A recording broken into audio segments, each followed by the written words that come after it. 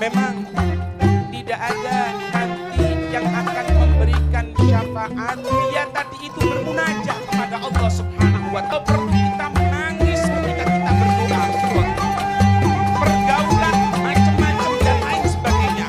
Ya, Nabi Muhammad meskipun kita manusia tidak bersolawat kepada Nabi Muhammad, Allah dan para malaikat bentuk kemuliaan kepada Nabi Muhammad. Oleh Allah kepada Nabi Muhammad, syafaatul uzma itu syafaatul uzma yang khusus hanya diberikan bersolawat diangkat sehingga setiap waktunya Nabi Muhammad ini sorban yang saya pakai. Kalau sorban ini apa? Karena sorban ada.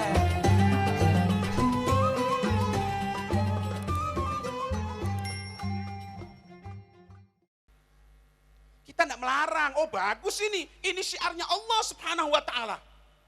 Kalau ada orang yang mengatakan, oh ini tidak boleh, ini bid'ah, ini masuk nerakanya Allah, fala haula wala quwata illa billah. Di sini tidak ada ya? Tidak ada.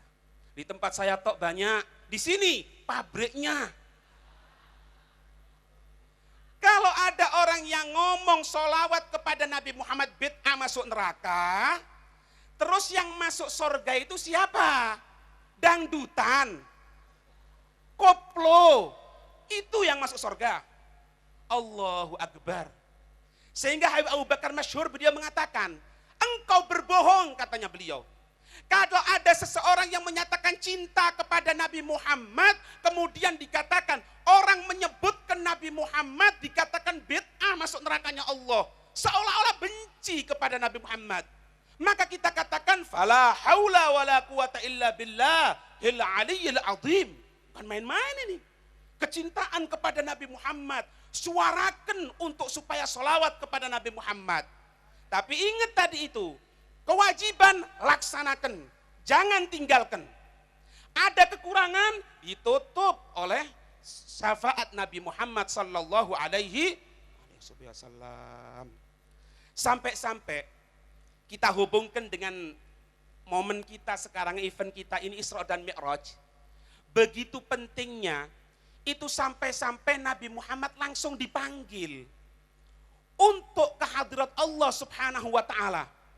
Apa tujuannya? Maaf, perlu saya luruskan di sini. Syekh Muhammad Ramdan Al-Buti radhiyallahu ta'ala anhu, yang beberapa waktu yang lalu meninggal wafat kena bom ketika beliau ngajar di masjid. Ini taruhannya ulama hadirin. Kalau yang namanya ulama, guru agama yang menyampaikan kebenaran, kalau dia takut mati, tidur. Tidak usah ceramah. Kalau mau ngomong, takut aku nanti dimusuhi, aku takut diginikan, aku takut diintimidasi. Tidak usah ceramah, tidur aja di rumah. Berada di ketek istrinya. Katanya orang diketek bininya, katanya orang Betawi. Tidak perlu takut, sampaikan sesuatu. Syekh Muhammad Ramdan Al-Buti beliau menyatakan, banyak kekeliruan yang terjadi kepada kita. Banyak orang yang mengatakan bahwasannya kejadian Isra dan Mi'raj itu karena wafatnya paman beliau, Sayyidina Abu Thalib. Kurang dari 3 bulan wafat Siti Khadijah. Itu terjadi ketika akhir dari 10 kena keangkatan Nabi Muhammad diangkat menjadi seorang nabi. Ketika itu beliau umur 50 tahun. Beliau mengatakan Nabi Muhammad itu Isra dan Mi'raj bukan karena wafat kedua orang ini, bukan. Meskipun itu dikatakan amul huzun, tahun kesusahan. Kenapa itu sebabnya dikatakan tahun kesusahan? Itu karena Nabi Muhammad ketika itu di Isra dan Mi'rajkan oleh Allah Subhanahu wa Ta'ala, selain untuk menunjukkan bagaimana itu yang namanya tanda-tanda kebesaran Allah Subhanahu wa Ta'ala, juga itu sebagai bentuk menyenangkan hati Nabi Muhammad. Karena Nabi Muhammad itu berangkat ke Taif ketika itu. Di Taif tadi itu ada beberapa saudara dari ibunya Nabi Muhammad, Sayyidatuna Aminah radhiyallahu taala anha. Nabi Muhammad datang ke Taif tujuannya supaya apa? Supaya mendapatkan dukungan, menyampaikan dakwah. Ternyata orang Taif dengar apa yang dilaksanakan. Dia panggil anak-anak kecil, diberikan uang satu-satu, kemudian disuruh berjajar di samping kanan dan samping kiri jalan yang akan dilewati Nabi Muhammad. Ketika itu beliau bersama dengan Sayyidina Zaid bin Harithah berangkat ke sana. Sampai di sana itu anak-anak kecil melempari batu Nabi Muhammad. Sampai dikatakan itu Nabi Muhammad dikatakan anak-anak kecil mengatakan apa? Muhammad yang gila, Muhammad yang gila. Satu batu terkena pelipis Nabi Muhammad, terkena betis Nabi Muhammad, darah bercucur, dipegang. Ketika dipegang, Sayyidina Zaid bin Harithah mengatakan apa? Nabi Muhammad, kenapa kok darah engkau pegang? Beliau menyatakan Nabi Muhammad, kalau satu tetes darahku ini jatuh ke bumi, maka Allah tidak akan menginginkan satu kaum tersebut kecuali akan dihancurkan semuanya. Dan aku tidak menginginkan mereka dihancurkan oleh Allah Subhanahu wa taala. Datang malaikat penjaga gunung kepada Nabi Muhammad. Ngatakan kepada Nabi Muhammad, ayo Nabi Muhammad minta kepada Allah. Ini orang Taif sudah kurang ajar semuanya ini. Kita hancurkan saja, aku angkat gunung, aku timpakan kepada dia. Nabi Muhammad mengatakan apa? Kalau mereka sekarang ini tidak beriman kepada Allah, tidak percaya, tidak beriman kepada diriku, maka aku harapkan keturunan mereka yang akan beriman, percaya kepada Allah. Ini makna dakwah. Dakwah itu tidak boleh dengan dendam, hadirin. Kalau dakwah dengan dendam, tidak akan masuk ke hati manusia. Ini yang diajarkan Nabi Muhammad. Coba saya putus sebentar. Kira-kira kalau saya atau Anda semuanya diberikan kemuliaan seperti itu, datang ke tempat dakwah dilempari batu. Kemudian malaikat datang. Habib, Tuan Guru, Bapak Kiai, Bapak Ustadz, ini orang ini mau dihancurkan apa enggak? Kira-kira jawaban kita apa? Hancurkan sudah. Lumat seperti bubur. Kenapa? Mangkel masih kecewa. Tapi Nabi Muhammad enggak, bukan seperti itu. Sampai dikatakan itu Nabi Muhammad berjalan tidak mampu. Berjalan duduk sebentar, berjalan lagi duduk sebentar, berjalan lagi sampai bersandar di pohon. Kemudian satu doa yang disampaikan Nabi Muhammad. Allahumma inni ashku ilaika du'fa quwwati wa qillat hilati ila akhir doa. Nabi Muhammad mengatakan apa? Ya Allah, aku mengeluh kepada Engkau ya Allah atas kekurangan diriku, atas lemahnya usahaku. Maknanya apa hadirin? Kalau kita melaksanakan sesuatu setelah ikhtiar, jangan andalkan diri kita. Kita andalkan kepada Allah, tawakal kepada Allah. Tapi kalau ini tidak ada sama kita, ketika kita menyampaikan dakwah, kita dimusuhi oleh orang, kita akan katakan, ini orang kurang ajar semuanya ini. Aku datang dari jauh, ternyata aku pidato ada yang tidur, ada yang ngantuk, ada yang ngomong sendiri. Tidak boleh, diem saja. Meskipun saya pidato, semuanya ngomong, saya diem. Kenapa? Sesuai Nabi Muhammad. Meskipun kalau kelamaan bisa kena stroke saya. Jadi tidak ada perasaan dendam. Ketika Nabi Muhammad bersandar kepada Allah, menyandarkan kesusahannya kepada Allah, Allah memberikan kemuliaan. Dengan apa? Isra dan Mi'raj. Kita pun seperti itu hadirin. Kita banyak yang namanya masalah. Kita terbentur dengan ini, dengan itu. Yang namanya listrik mau naik lah. Yang harga BBM naik lah, yang itu. Yang beras plastik. Allah. Beras dari plastik ini bagaimana ini?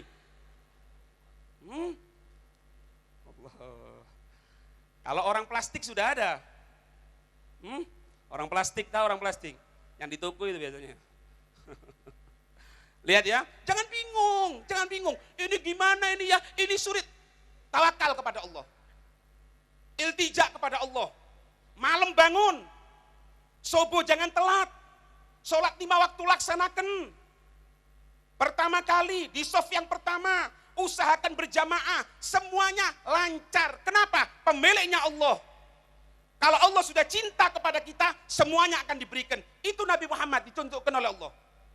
Ketika dakwah tidak diterima, orang yang membantu Nabi Muhammad, yang menyokong Nabi Muhammad, dalam keadaan wafat ketika itu meninggal dunia, iltija, tawakal kepada Allah Subhanahu wa taala, apa yang didapatkan? Kemuliaan Isra dan Mi'raj. Kita pun sama. Kita mau tawakal kepada Allah. Anak-anak ini 4 Habib, terus mau makan apa? Terus gimana ini? Terus ini gini, terus ini. Aduh, tidak selesai-selesai nanti. Malam bangun minta kepada Allah. Ada satu cerita penutup, karena tadi saya cuma 22 menit ya. Tidak perlu panjang-panjang. Ada satu cerita hadirin.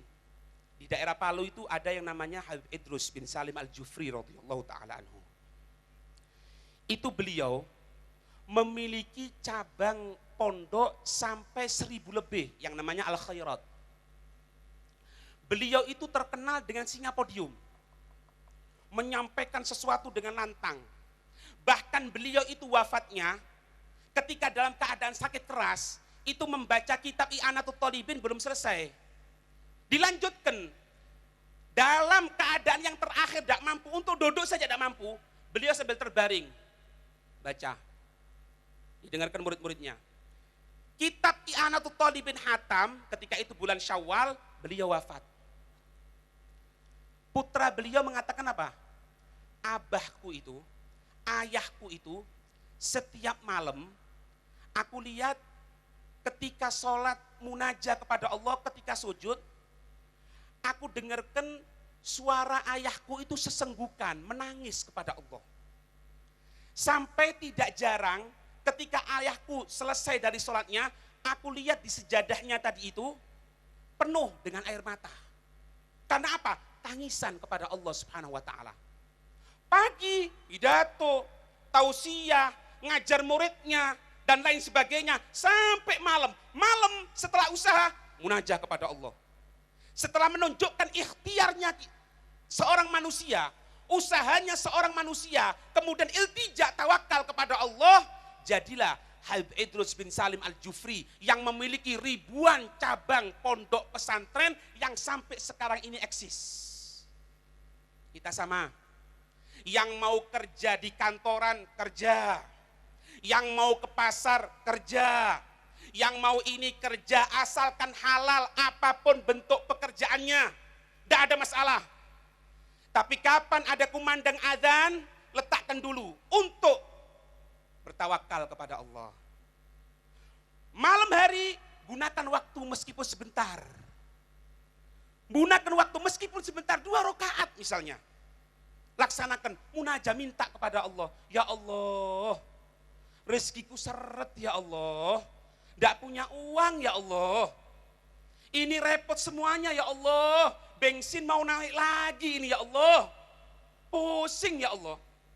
Lebih dari itu, ya Allah, kumpulkan kami dengan Nabi Muhammad ya Allah. Minta. Subuh, sholat. Setelah sholat, berangkat. Tidak ada masalah. Mulia. Jadi intinya, tunjukkan usaha kita dulu kepada Allah. Ikhtiar dulu kita kepada Allah. Untuk memuji Nabi Muhammad, untuk sholawat kepada Nabi Muhammad. Setelah itu syariat Nabi Muhammad jaga, terutama sholat sebagai bentuk permunajaan kita kepada Allah Subhanahu wa taala, sebagai bentuk mi'rajnya seorang mukmin kepada Allah Subhanahu wa taala. Semoga Allah Subhanahu wa taala memberikan hidayat kepada kita, memberikan petunjuk kepada kita. Yang belum sholat, semoga berkat perkumpulan ini menjadi orang yang rutin sholat. Yang dia sudah rutin sholat, semoga semakin dibaikkan dia untuk melaksanakan sholat. Ditambahi dengan amalan-amalan yang sunnah. Ditambahi dengan pendekatan diri kepada Allah Subhanahu wa ta'ala. dengan Al-Quran, dengan zikir, dengan solawat kepada Nabi Muhammad, dan semoga kita selalu dijadikan istiqomah hadir di majelis-majelis yang diridhoi oleh Allah, hadir di majelis-majelis yang di situ dikumandangkan nama Nabi Muhammad sallallahu alaihi wasallam, dan kita meminta kepada Allah semoga guru kita Al Habib Ali dipanjangkan umur oleh Allah, diberikan kesehatan oleh Allah sehingga selalu membimbing kita untuk menuju Allah. Amin ya rabbal alamin. Hadza minni wal afu minkum. Wassalamualaikum warahmatullahi wabarakatuh.